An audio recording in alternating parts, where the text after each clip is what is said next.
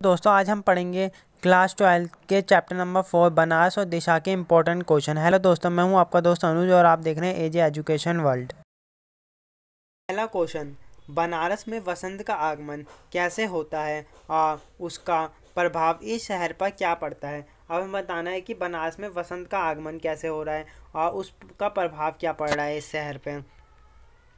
बनारस में वसंत का आगमन अचानक होता है। कि वसंत का आगमन कैसे होता है, अचानक ही होता है। उस समय लहरातार की ओर से धूल का एक बवंडर उठता है। कि उस समय क्या होता है, लहरतार की ओर से एक धूल का बवंडर उठता है और पूरे शहर का वातावरण धूल की किरकिराहट से भर जाता है। और पूरा शहर कैसे भर जाता है, धूल की किरकिराहट से भर जाता है।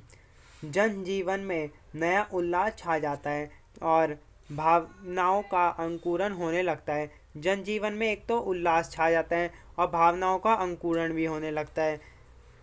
दशाश्वमेध घाट का आखिरी पत्थर कुछ और मुलायम हो जाता है। जो दशाश्वमेध घाट है उसका आखिरी पत्थर है ना, वो मुलायम भी हो जाता है।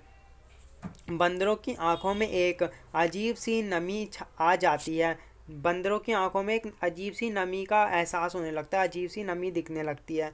भिखारियों के खाली कटोरों में भी आश्चर्यजनक चमक आ जाती है। कि भिखारियों का जो कटोरा होता है उसमें आश्चर्यजनक चमक आ जाती है।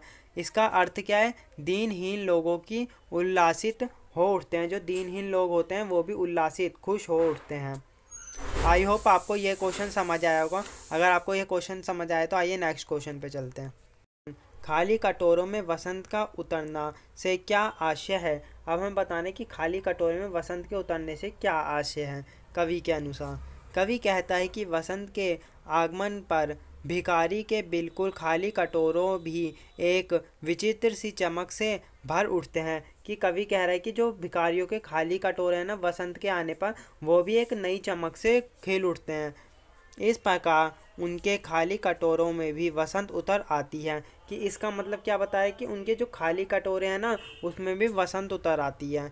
यह ऐसा कहने से कवि का आशय है कि ऐसा कहने से कवि कहना चाह रहा है कि बनारस में वसंत के आने पर दीनहीन निर्बल लोग भी उमंग से भर उठते हैं। कि जो दीनहीन लोग होते हैं ना वो भी वसंत के आने पर उमंग से भर उठते हैं। जीवन संघर्ष में लगे हुए व्यक्ति का मन भी आशा की नई चमक से प्रकाशित हो जाता है। जिनका जीवन संघर्ष से भरा हुआ है ना, उन व्यक्तियों का भी मन क्या होता है, आशा की नई चमक से प्रकाशित हो उठता है। आई होप आपको ये भी क्वेश्चन समझ आया होगा। अगर आया तो आइए नेक्स्ट क्वेश्चन पे चलते हैं। क्वेश्चन, बनारस में धीरे धीरे क्या क्या होता है। धीरे धीरे से कवि इस शहर के बारे में क्या कहना चाहता है। अब हमें बताना है कि बनारस में धीरे धीरे क्या क्या चीज़ें होती हैं और धीरे धीरे से कवि का क्या आशय है। बनारस में धूल धीरे धीरे उड़ती है। कि जो धूल है ना बनारस में वो धीरे धीरे ही उड़ती है। लोग धीरे धीरे चलते हैं, वहाँ पे लोग क्या होते हैं, धीरे धीरे चलते हैं। मंदिरों में और घंटों पर घंटे भी धीरे धीरे बजते हैं। क्या होता है कि मंदिरों में जो घंटे होते हैं वो भी धीरे धीरे बजते हैं। बनारस में शाम भी धीरे धीरे होती है। कि बनारस में जो शाम है वो भी धीरे धीरे ही होती है। धीरे धीरे से कवि इस शहर के बारे में यह कहना चाहता है कि इस शहर में हर कार्य अपनी रो में ही होता है। कि धीरे धीरे से कवि क्या कहना चाहता है कि इस शहर में जो कार्य है वो अपनी रो में ही होता है, अपने निश्चित समय पे ही होता है। ऐसा नहीं कि सब कार्य जल्दी जल्दी कर दो, नहीं, इस शहर में बनारस जो शहर है वहाँ पे हर कार्य अपने समय पे ही होता है। आई होप आपको ये क्वेश्चन भी समझ आया होगा। आइए नेक्स्ट क्वेश्चन पे चलते हैं। नेक्स्ट क्वेश्चन, साई सांझ में घूमने पर बनारस की किन किन विशेषताओं का पता चलता है। अब हमें बताना है कि शाम को घूमने का बनारस की किन किन विशेषताओं का पता चलता है। साई सांझ में घूमने पर बनारस की अनेक विशेषताओं का पता चलता है। उस समय बनारस आधा जल में, आधा मंत्र और आधा फूल में उपस्थित नज़र आता है। कि उस समय तो आधा जल में नज़र आता है, आधा मंत्र में, आधा फूलों में उपस्थित नज़र आता है। इस प्रकार उस समय बनारस शहर आध्यात्मिक आस्था, श्रद्धा, भक्ति, विश्वास आदि से परिपूर्ण दिखाई देता है। कि उस समय वो किस में दिखाई देता है? श्रद्धा, भक्ति, विश्वास, आध्यात्मिक आस्था, इन सब में दिखाई देता है। यह बनारस की प्राचीन कला से चली आ रही धार्मिक विशेषताओं का पता चलता है। यहाँ पे उनकी प्राचीन काल से चली आ रही जो धार्मिक विशेषताएं हैं उनका पता चलता है।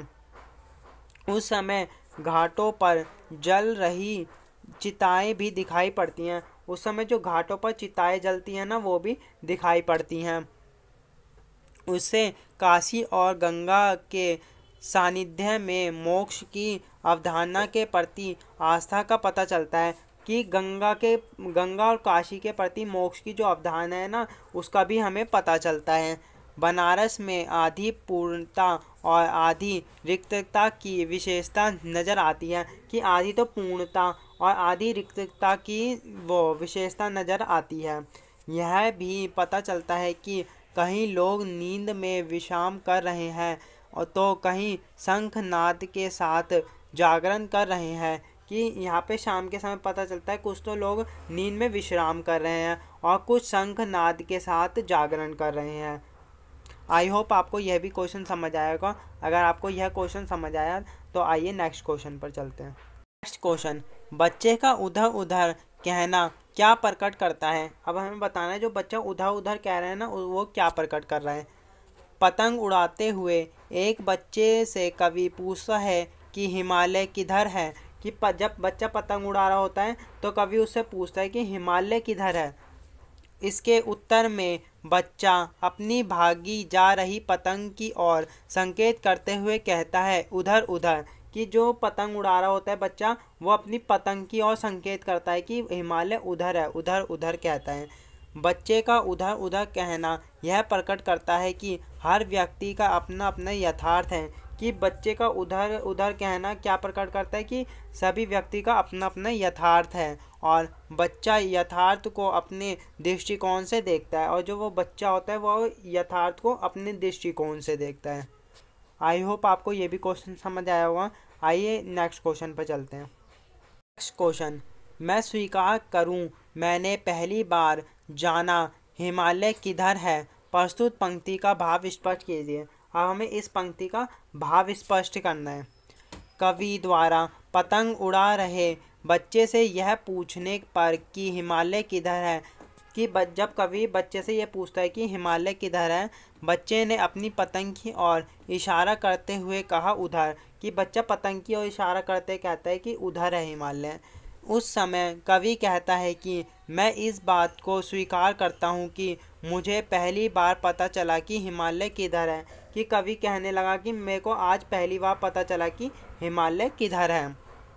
अर्थात कवि को पहली बार इस बात का एहसास हुआ। कि कवि को इस बात का एहसास होता है पहली बार कि प्रत्येक व्यक्ति यथार्थ को अपने ढंग से देखता है। कि प्रत्येक व्यक्ति यथार्थ को अपने ढंग से देखता है। हर व्यक्ति का अलग यथार्थ देखने का तरीका अलग अलग होता है। आई होप आपको ये क्वेश्चन भी समझ आया होगा। अगर आपको यह वीडियो अच्छी लगी तो हमारे चैनल को लाइक, सब्सक्राइब और शेयर करना ना भूलें।